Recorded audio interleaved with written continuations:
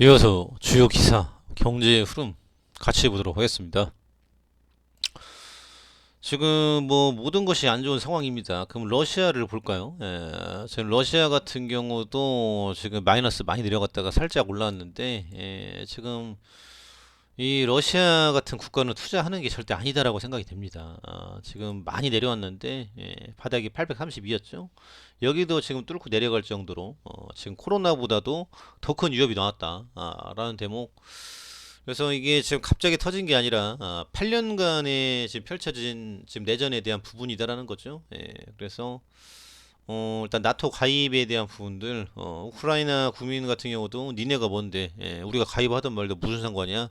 근데 사실 나토에서도 지금 우크라이나 같은 경우 잘 받아주질 않아요.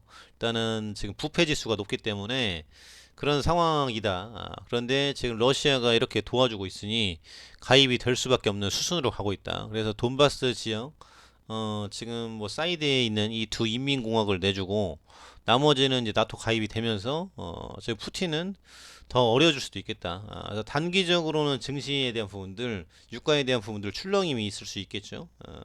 하지만 장기적으로 볼 때 러시아는 전 세계를 상대로 민스크 협정을 다 자기 스스로 파기를 시켜버렸기 때문에 신뢰도를 잃어버릴 뿐더러 반도체라든지 뭐 먹을 거, 뭐 입을 거 이런 것들 다 제재 들어가면은 이제 뭐 굴에 갇혀 사는 거죠. 북한 비슷하게 갈 수밖에 없다. 러시아 뭐 다시 한번 말씀드립니다만은 여기는 천연가스로 먹고 사는 국가예요.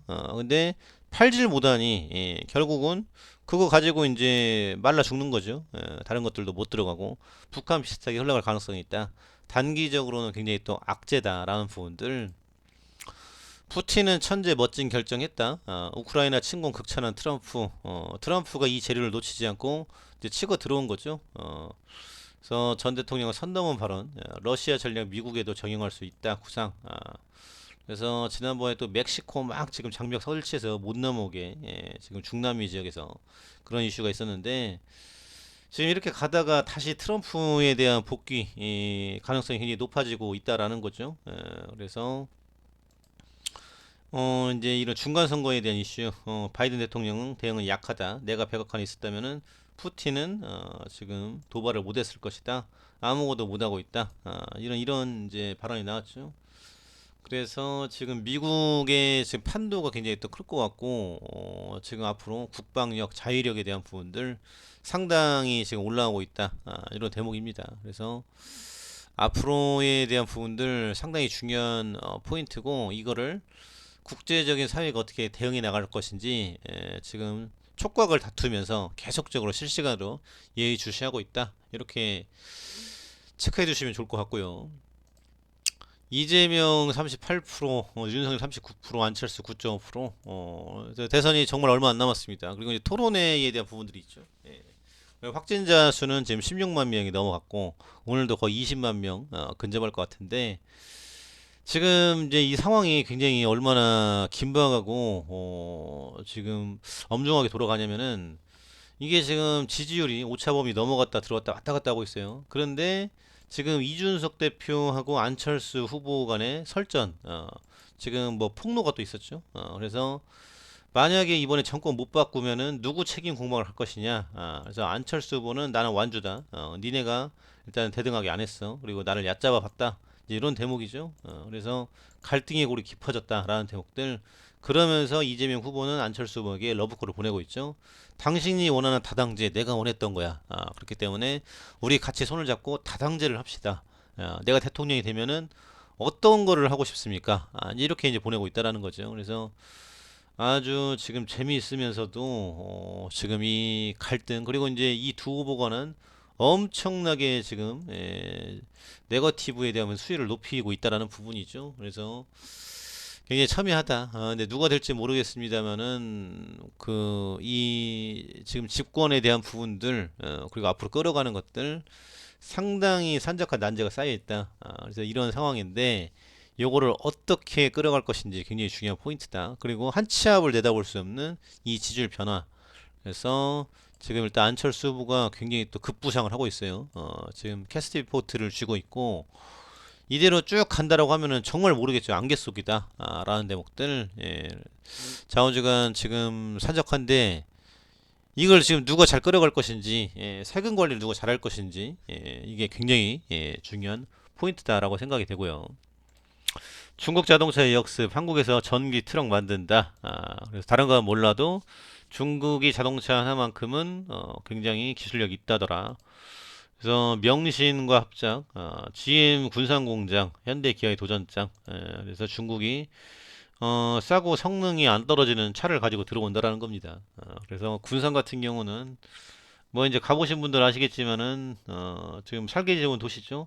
굉장히 낙후돼 있죠. 그래서 다른 지역보다도 특히나 지금 이런 쪽이 굉장히 또 낙후돼 있는데 지금 지난번 현대중공업 지금 나가고 GM 나가고 해서 굉장히 어려워요. 근데 중국 자동차가 들어온다더라. 또 이제 에디슨 모터스 이런 세미시스코 이런 데도 지금 언급이 되고 있죠.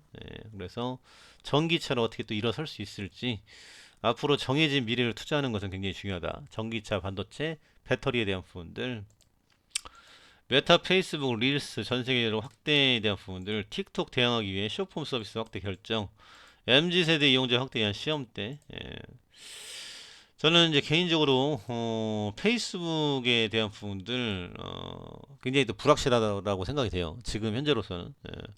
그래서 지금 돈을 못 벌고 있고 뭐 앞으로 뭘로 벌 것인지 상당히 지금 중요한 포인트인데 지금 이제 투자를 하실 때 안전하게 투자하는 게 저는 제일 중요하다고 생각합니다. 천천히 가더라도 그래서 마음고생 안 하는 걸로 그래서 메타버스 세계에는 펼쳐지고 있지만 이게 언제 될지 몰라요. 5년이 될지 10년이 될지 그렇기 때문에 무턱대고 매수하는 것은 조금 그러지 않나 생각이 듭니다. 그래서 이 대목도 참고해 두시면 좋을 것 같고요.